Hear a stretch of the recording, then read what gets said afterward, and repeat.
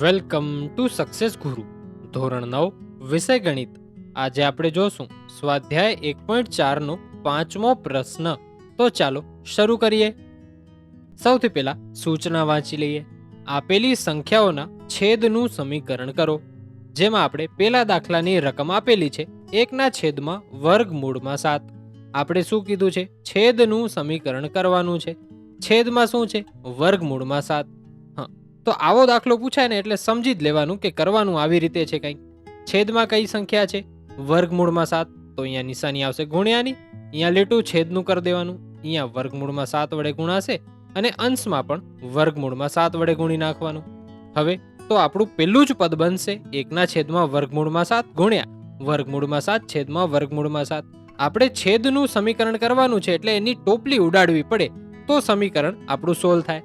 ટોપલી ઉડાડવા આપણે ટોપલી વાળી સંખ્યા સાથે જ ગુણાકાર કરવો પડે. તો જે આપણે છેદમાં સંખ્યા આપેલી હોય એ જ છેદ સાથે ગુણી નાખવાની. અને જો છેદ સાથે ગુણીએ તો ગણિતનો નિયમ છે એ અંશ સાથે પણ ગુણવો પડે. તો હવે આપણે ગુણાકાર કરીએ. 1/વર્ગમૂળમાં 7 નો ગુણાકાર કરીએ તો આપણે મળે વર્ગમૂળમાં 7 અને વર્ગમૂળમાં 7 ગુણ્યા વર્ગમૂળમાં 7 કરીએ તો ખાલી ટોપલી ઉડી જાય, સંખ્યા રહી જાય, ગુણાકાર ન થાય એટલે રહી જશે 7.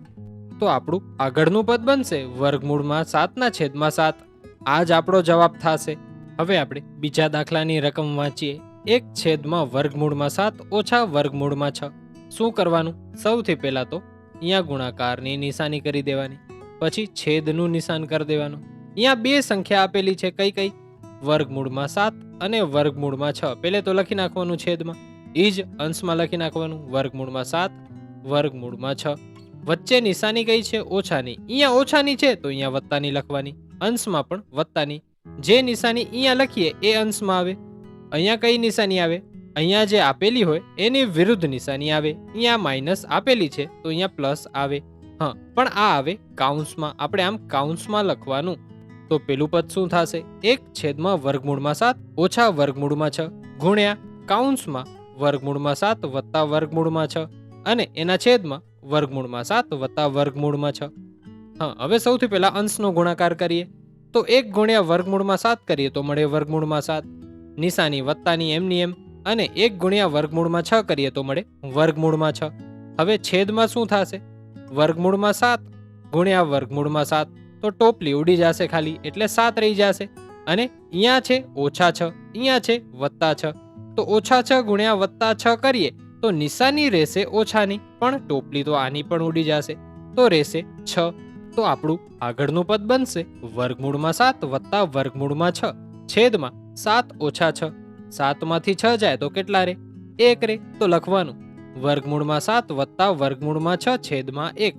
આપણે છેદનું સમીકરણ કરવાનું કીધું છે એટલે આપણે આ જવાબ અહીંયા જ ફાઇનલ રાખી દેવાનો. હવે આપણે ત્રીજો દાખલો જોઈએ. ત્રીજા દાખલાની રકમ છે 1/વર્ગમૂળમાં 5 વત્તા વર્ગમૂળમાં 2. તો સૌથી પહેલું પદ શું બનશે? 1/વર્ગમૂળમાં 5 વત્તા વર્ગમૂળમાં 2 ગુણ્યા વર્ગમૂળમાં 5 ઓછા વર્ગમૂળમાં 2 છેદમાં વર્ગમૂળમાં 5 ઓછા વર્ગમૂળમાં 2. આ કેવી રીતે આવ્યું એ ફરીથી સમજી લઈએ. તો આપણે રકમ આટલી જ છે. એનામાં સૌથી પહેલા શું કરવાનું? આ ગુણાકારની નિશાની નાખી દેવાની અને અહીંયા આમ લીટું કરી દેવાનું. પછી આ વર્ગમૂળમાં 5 અને વર્ગમૂળમાં 2 જેમ છે એમ અહીંયા અને અહીંયા લખી લેવાના. અને અંશમાં પણ એવી જ રીતે અહીંયા અને અહીંયા લખી લેવાના. પછી અહીંયા કાઉન્સ કરી દેવાનો, અહીંયા પણ કાઉન્સ કરી દેવાનો. હવે અહીંયા નિશાની કઈ છે? પ્લસની છે. જો અહીંયા પ્લસની નિશાની હોય તો અહીંયા માઇનસની આવે, એટલે કે આની વિરુદ્ધ નિશાની અહીંયા આવે. અહીંયા માઇનસની છે એ જ અંશમાં આવે, જે છેદની નિશાની હોય એ જ અંશમાં આવે. હવે આપણે આનું સાદું રૂપ આપીએ તો 1/વર્ગમૂળમાં 5 થાય વર્ગમૂળમાં 5 અને 1 વર્ગમૂળમાં 2 થાય ઓછા વર્ગમૂળમાં 2. હવે છે છેદનું, એનું કરી લઈએ, પણ એના પહેલા આપણે થોડુંક આ હટાવી લઈએ.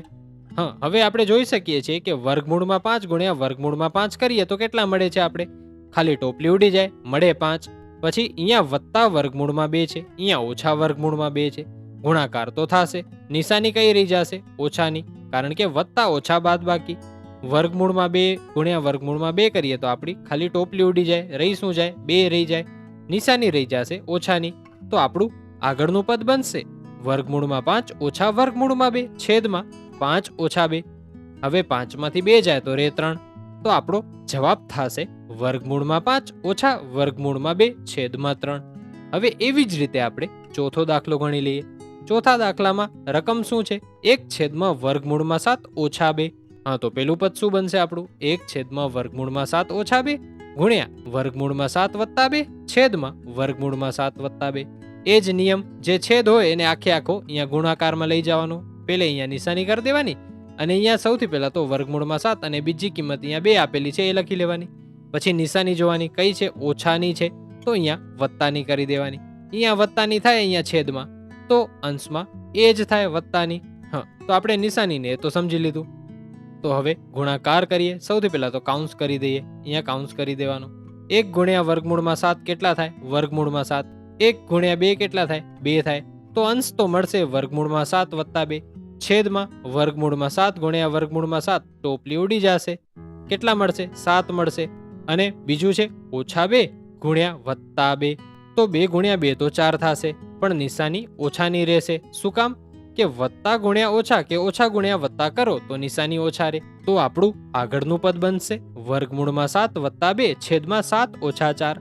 તો 7 માંથી 4 જાય તો રહે 3. તો આપણો જવાબ થશે વર્ગમૂળમાં 7 વત્તા 2 છેદમાં 3. આના સાથે આપણો પ્રશ્ન 5 અહીં પૂરો થાય છે. Thanks for watching. આવા જ એજ્યુકેશનલ કોન્ટેન્ટ માટે સબસ્ક્રાઇબ કરો સક્સેસ ગુરુને.